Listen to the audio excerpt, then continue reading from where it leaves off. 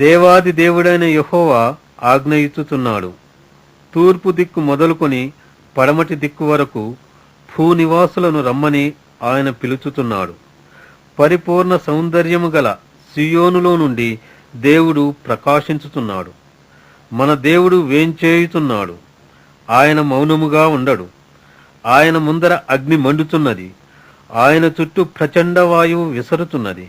ఆయన తన ప్రజలకు న్యాయము తీర్చుటకై బల్యార్పణము చేత నాతో నిబంధన చేసుకునిన నా భక్తులను నా యొద్దకు సమకూర్చుడని మీది ఆకాశమును భూమిని పిలుచుతున్నాడు. దేవుడు తానే న్యాయకర్త అయి ఉన్నాడు. ఆకాశము ఆయన నీతిని తెలియజేయుచున్నది. సెలా. నా జనులారా, నేను మాటలాడబోచున్నాను, ఆలకించుడి. ఇశ్రాయేలు, ఆలకింపుము. నేను దేవుడను, నీ దేవుడను. నేను నీ మీద సాక్ష్యము పలికెదను. నీ బలుల విషయమై నేను నిన్ను గద్దించుటలేదు.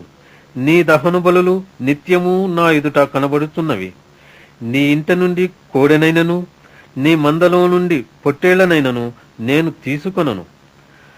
అడవి మృగములన్నీయు 1000 కొండల మీద పశువులన్నీయు నావే కదా. కొండలలోని పక్షులన్నిటినీ నేనెరుగుదును. పొలములలోని పశ్వాదులు నా వశమై ఉన్నవి. లోకమును దాని పరిపూర్ణతయు నావే. నేను ఆకలిగొనినను నీతో చెప్పను. వృషభముల మాంసము నేను తిందునా? పొట్టేళ్ల రక్తము త్రాగుదునా? దేవునికి స్తుతియాగము చేయుము. మహోన్నతునికి నీ మ్రొక్కుబడులు చెల్లించుము. ఆపత్కాలమున నీవు నన్ను గూర్చి మొరపెట్టుము. నేను నిన్ను విడిపించెదను. నీవు నన్ను మహిమపరచెదవు.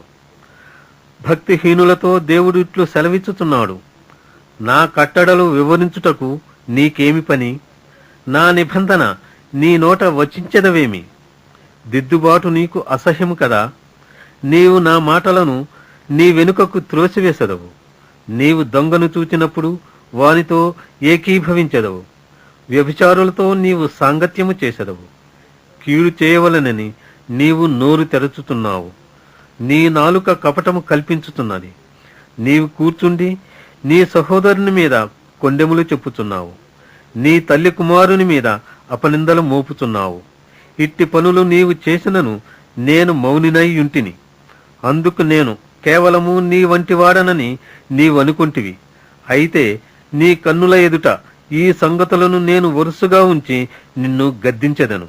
దేవుని మర్చువారులారా, దీని యోచించుకొనుడి. లేని ఎడల నేను మిమ్మును చీల్చివేయుదును.